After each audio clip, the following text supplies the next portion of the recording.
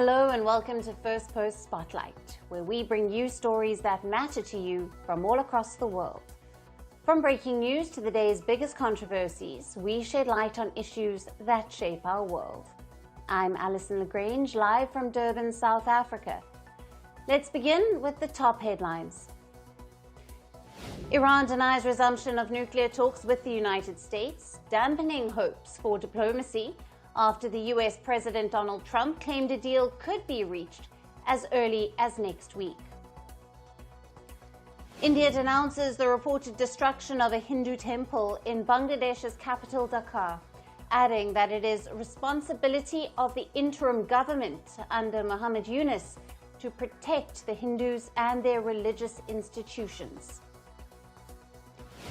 One of Hong Kong's last remaining opposition parties, the League of Social Democrats, announces it is disbanding following Beijing's 5-year crackdown on pro-democracy voices in the Special Administrative Region. Germany's Data Protection Authority alerts Apple and Google over alleged illegal content on the Chinese AI app DeepSeek, urging the tech giants to review the concerns and decide whether to block the app in the country. And Norway confirms it will extradite a man wanted by Rwanda for his suspected role in the 1994 genocide, which killed an estimated 800,000 ethnic Tutsis and moderate Hutus in just 100 days of mass killings. Hello and welcome. We begin with the latest from West Asia. In a dramatic escalation of rhetoric, Israel has admitted it has plans to assassinate Iran's supreme leader, but backed off only because it never got the chance. In a series of primetime interviews, Israeli Defence Minister Katz said Tel Aviv actively planned to eliminate Ayatollah Ali Khamenei, calling it a target of opportunity that never came. The Israeli minister said if the country's forces had spotted Khamenei during the 12-day-long war, they would have had him killed. Now, Katz claimed that Khamenei went very deep underground and broke off communication with military commanders, leaving Israel with no clear strike window.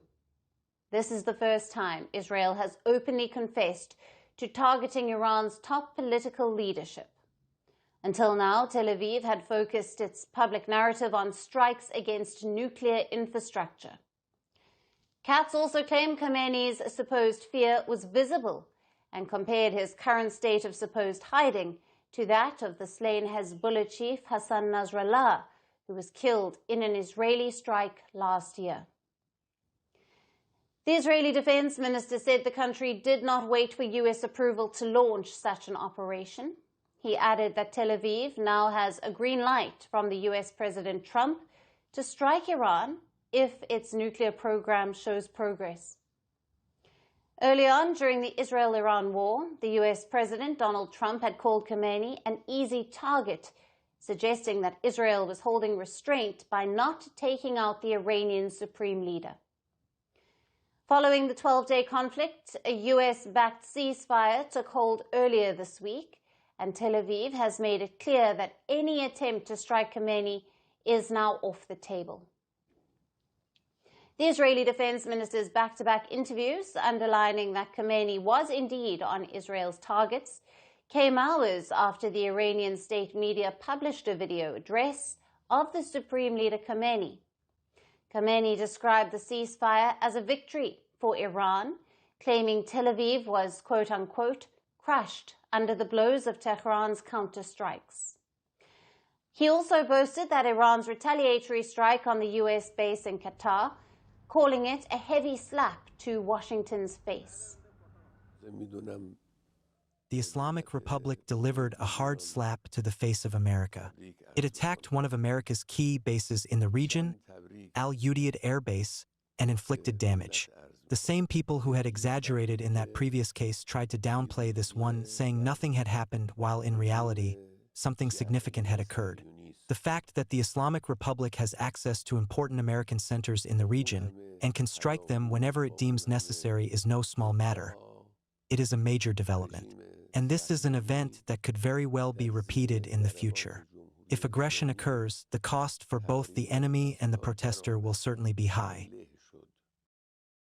With the ceasefire barely holding, Israel's revelations have cracked open a new diplomatic fault line. Now both nations trade blows in words instead of missiles, and West Asia remains on a razor's edge. And moving on, Taiwan is taking a leaf out of Ukraine's playbook, sending a message to Beijing that's impossible to miss. In a major stride toward autonomous defense capabilities, Taiwan has successfully tested a suicide drone that mirrors the ones Ukraine has used to strike Russian tanks and naval targets. The drone, named Overkill, has been jointly developed by Taiwan's military research unit and domestic drone maker Thunder Tiger. The live-fire tests have been completed and certified. The drones run on software from US-German firm TAIWAN, the same system powering Ukraine's drone strikes. Overkill is a first-person view, or FPV drone, designed to be operated solo and destroyed on impact. It features AI-enabled strike technology and a high-precision camera system. Now, it's similar to the FPV drones that took out Russia's T-90M tanks and even a Russian oil rig radar earlier this year. Drone developers say that Overkill's combat capabilities are highly transferable. What we're bringing to the table has been combat proven in Ukraine to deter aggression and destroy tanks, naval assets, other really expensive equipment. So by building a large autonomous fleet, Taiwan can deter China, and our software is a very important piece of that. Taiwan could build as many as 25,000 Overkill drones in the coming years. Some of these units are likely to be manufactured for export, with India, Vietnam, Indonesia, and the Philippines seen as a potential market. Now, Taiwan launched its domestic military drone initiative 3 years ago, but progress has been slow. In the past year, the entire industry produced under 10,000 units, a fraction of its 2028 target. But that may soon change. A special defense budget for arms procurement is expected to be tabled later this year in Taipei, paving the way for Taiwan's armed forces to make large-scale acquisitions. As Taiwan positions itself as a global drone manufacturing hub, it is also warning its international defense partners about likely Chinese retaliation. But Taipei insists the stakes, freedom and democracy, are worth the risk. This even as Beijing continues to claim the self-governed island as its own. I am deeply grateful, particularly to the 5 foreign vendors who participated in today's activity. I believe that you may soon face sanctions from China. However, do not be afraid, for you have chosen to stand with the values of freedom and democracy. With your participation, we are confident that we will be able to procure the finest and most advanced surface vessels and equipment for our Navy, thereby significantly enhancing the effectiveness of our defense operations.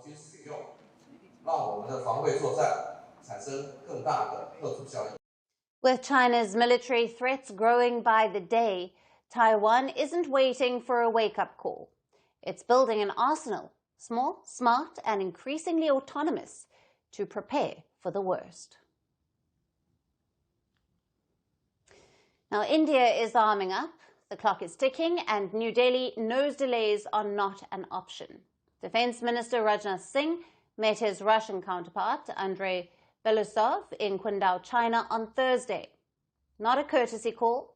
It wasn't a photo op either. This was serious business on the sidelines of the SCO Defence Ministers Meet. On the table, air defence. The S-400 triumph, India's shield against enemy eyes. Russia has promised the remaining S-400s will be delivered on time. 5 squadrons were ordered, 3 already delivered. The 4th comes next year and the final one by 2027. According to media reports, The two ministers discussed a wide range of topics: regional security situation, cross-border terrorism, and on the list of bilateral defence priorities.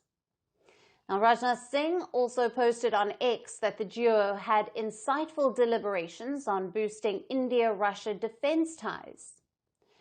Genesis of the S-400 missile system can be traced back to the 1980s. The Cold War was heating up and the Soviet Union needed an upgrade from its aging missile systems like the S-200. So in 1991, the Soviet government officially approved the Triumph program. The Russian Air Force announced the existence of the S-400 system in 1993. In 1999, the first successful tests of the system were conducted. And in 2004, the completion of the project was formally announced. Finally, in 2007, the Russian government approved the S-400 missile system for service. But here's what is special about the S-400 missile system. They are not one of the most advanced anti-aircraft systems in the world. The system is designed to defend against airborne threats, including aircraft, cruise missiles, and ballistic missiles. It can track up to 80 targets simultaneously and engage up to 36 targets at once. The system can intercept targets moving at speeds of up to 4.8 kilometers per second and can engage targets at ranges up to 400 kilometers and altitudes between 10 meters and 30 kilometers. The S-400 represents the fourth generation of Russian long-range surface-to-air missile. It has significantly evolved from its predecessors. Compared to the S-200 and the S-300, the S-400 incorporates key technical advancements. Now, these include multifunctional radars, automated command and control centers, 4 types of interceptor missiles, mobile launchers. Now, in 2015, on the sidelines of the BRICS summit, India and Russia signed an intergovernmental agreement for 5 S-400s. A formal contract valued at $5.43 billion was signed in 2018. In India, the S-400 missiles are called the Sudarshan Chakra, and this is no mythology. It forms the outer shield of India's defense network. During India's Operation Sindoor, Pakistan claimed that it had hit an S-400 battery. Prime Minister Narendra Modi sent out a clear message, standing at the Adampur Air Base, right beside an S-400 launcher. The message: the shield is intact. The claims: false. Russia is now proposing joint production of the S-500 missile system to India, the next upgrade in air defense. But India isn't just waiting for imports. Its Defense Research and Development Organization, or the DRDO, is working on Project Kusha, which is India's homegrown long-range air defense system. It can intercept airborne threats up to 350 kilometers away. 5 squadrons have been cleared for procurement, and the deployment is expected between 2028 and 2029. Now, it's India's answer to supply chain shocks and a push for strategic autonomy. Another point of focus during the India-Russia Defence Ministers Meeting was the Su-30 MKI jet fleet. These jets, which make up India's frontline air dominance fleet, are set for major upgrades: better radars, advanced missiles, and new electronic warfare systems. India is walking a fine line between balancing foreign partnerships and homegrown innovations.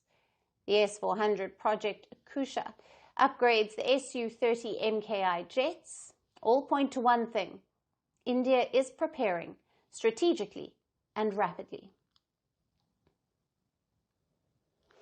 And for our last story, let's shift our focus to Japan, where a Twitter killer has been hanged to death.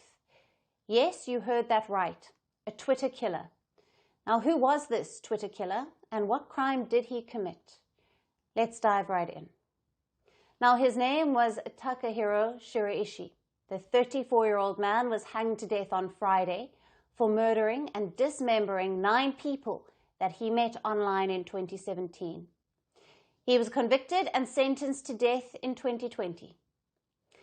Now, following Shiraishi's execution, Justice Minister Keisuke Suzuki has told the media that his decision was made after careful examination. As per the Justice Minister, Shiraishi's crimes included robbery, rape, murder, and destruction and abandonment of corpses. Today, the execution of Takahiro Shiraishi was carried out.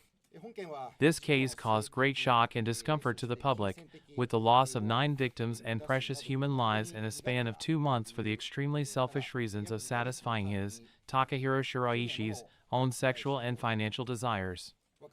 In the light of the given facts, I, as Minister of Justice, after careful consideration, ordered the execution to be carried out. Shiraishi's execution marks the country's first enactment of the death penalty since 2022, when a man was executed for going on a stabbing rampage in Tokyo's Akihabara shopping district in 2008, killing 7 people. Now, this also marks the first time the death penalty was carried out since Prime Minister Shigeru Ishiba's government was inaugurated last October. Now, let's take a closer look at how the Twitter killer committed these horrible crimes. Shiraishi used Twitter, now known as X, to find his victims. He captured his victims with an intimate, emotional appeal. Shiraishi's victims were aged between 15 and 26. His victims included 8 women and 1 man. Now, the killer used to target users who posted about taking their own life. He told his victims that he could help them in their plans or even die alongside them. In a nutshell, Shiraishi targeted young people with suicidal thoughts. After luring the victims to his small home near Tokyo, he stashed parts of their bodies around the apartment in coolers and toolboxes, sprinkled with cat litter in a bid to hide the evidence. Now, these murders were discovered in 2017 by police investigating the disappearance of a 23-year-old woman who had reportedly tweeted about wanting to kill herself. The victim's brother gained access to her Twitter account and eventually led the police to Shiraishi's residence, where investigators found dismembered body parts. Earlier, Shiraishi's lawyers had presented an absurd argument. They said that he should receive a prison sentence rather than be executed because his victims had expressed suicidal thoughts and so had consented to die. The argument was rightfully dismissed by a judge who called Shiraishi's crimes cunning and cruel. The judge also said that the dignity of the victims was trampled upon. He added that Shiraishi had preyed upon people who were mentally fragile. Social media was ideally supposed to be a safe space for all its users to freely express themselves, but it is clearly not. This case is a chilling reminder of why sharing your innermost thoughts on social media can prove to be detrimental and, in worst cases, even fatal. And that's all we have on the show for today. We will see you again next week. Thank you for watching. Stay tuned to Firstpost. From breaking news to the day's biggest controversies, shedding light on the world's top headlines, detailed analysis on the stories that matter the most to you. Catch it all on Spotlight at 6 p.m. India time and 12:30 GMT, only on Firstpost.